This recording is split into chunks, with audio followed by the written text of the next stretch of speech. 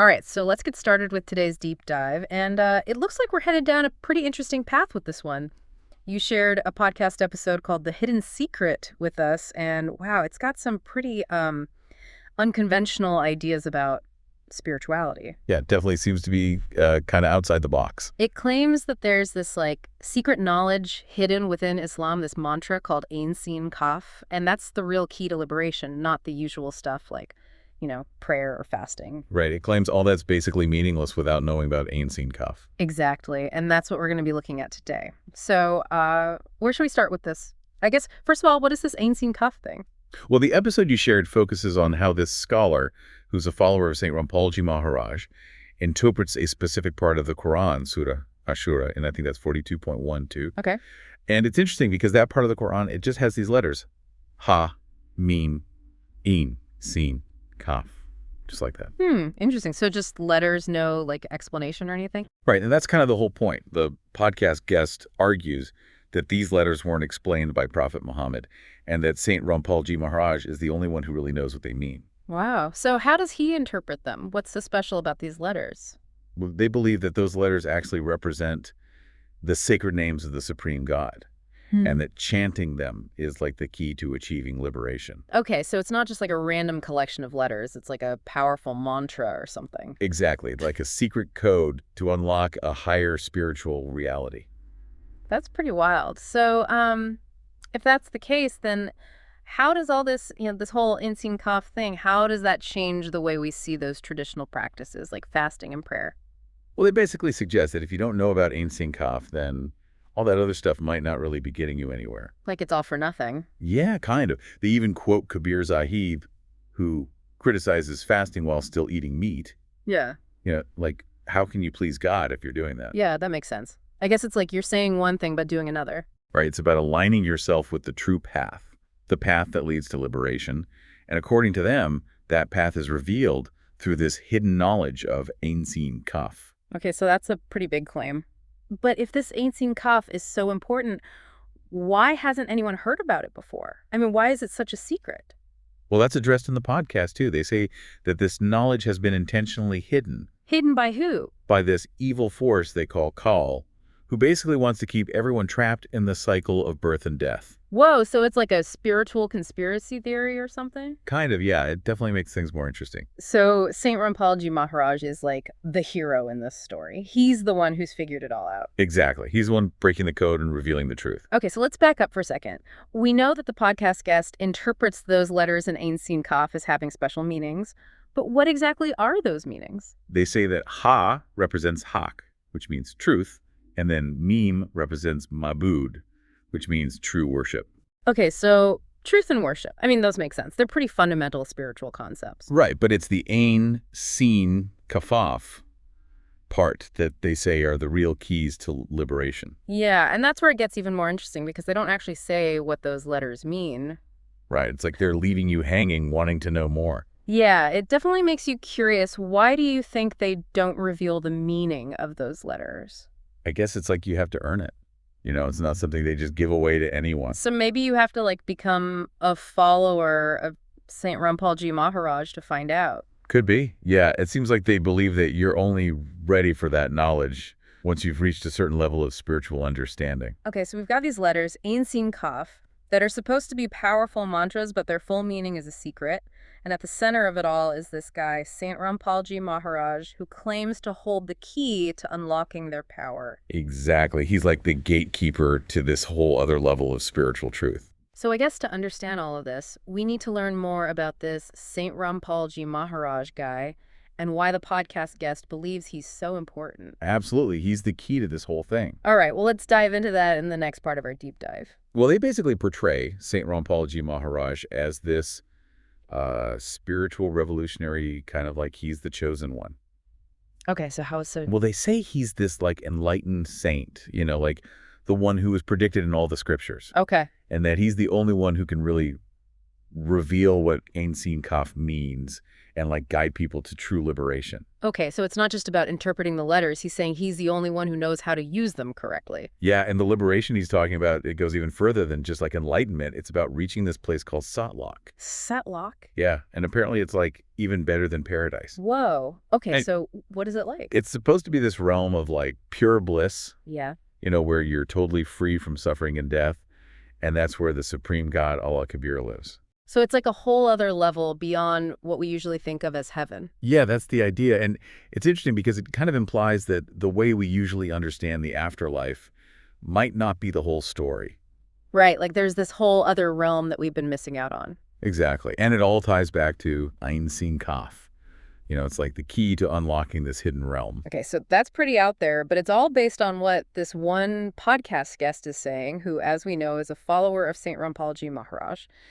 What else do they tell us about his teachings?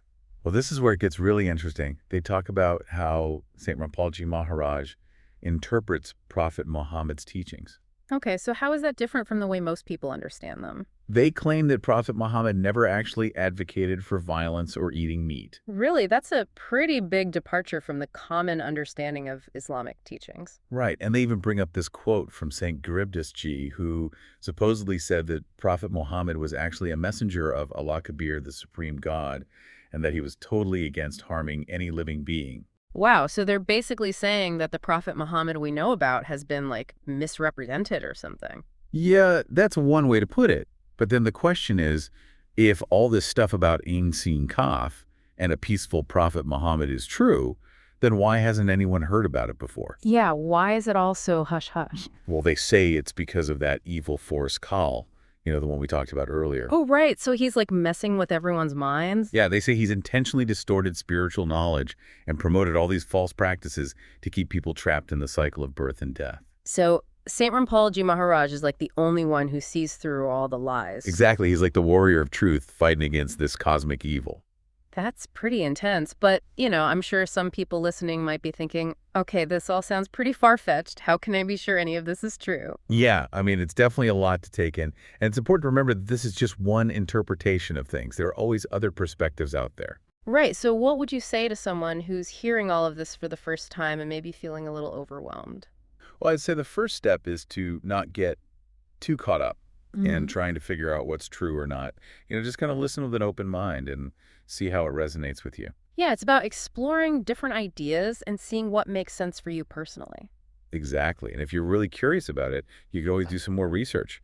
Read up on St. Rampalji Maharaj's teachings or look into different interpretations of Islamic texts. So it's all about being curious and asking questions and ultimately forming your own understanding. Exactly. It's your own spiritual journey. No one else can tell you what to believe. That's a good point. So for someone who wants to explore this path further, what would be the next step?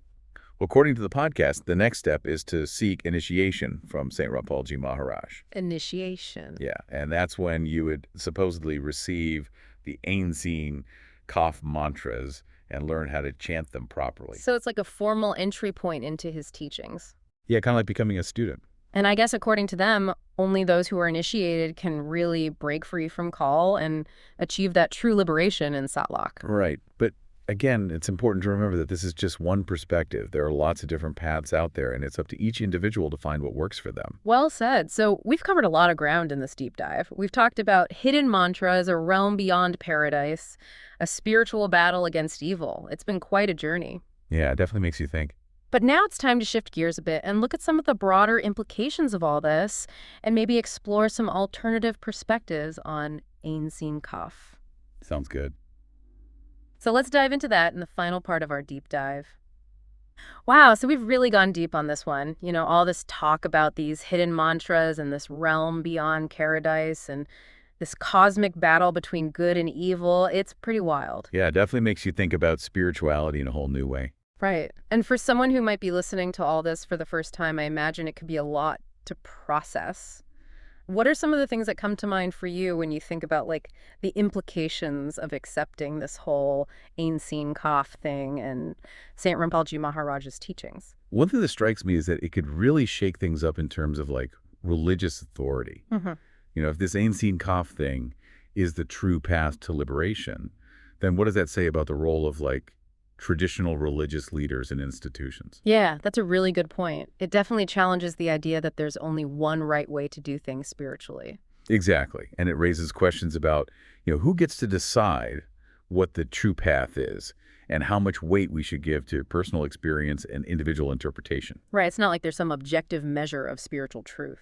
Exactly. And I think for anyone who's exploring these ideas, it's so important to be critical. We've been talking about the podcast perspective, but it's not the only one out there. Right. And one thing that stands out to me is the way they explain why these teachings haven't been more widely known. They blame it on this evil force call, but is there maybe another way to look at it? Oh, yeah, for sure.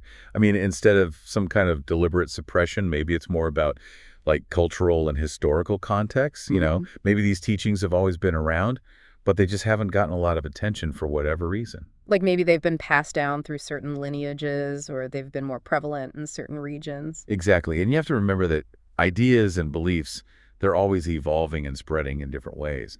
So what's popular or well known at one time might not be so much at another time. Yeah, and that doesn't necessarily mean those ideas are any less valid or true. Right. And I think it's important to keep in mind that there's just so much out there in terms of spiritual knowledge and traditions that it's impossible for anyone to know everything. Yeah, it's like we don't know what we don't know. And that's kind of the beauty of exploring these different perspectives. You never know what you might discover. So for someone who's listening and thinking, well, if this Ain Sin Qaf thing is so powerful, why haven't I heard about it before? What would you say to that? I'd say don't be discouraged.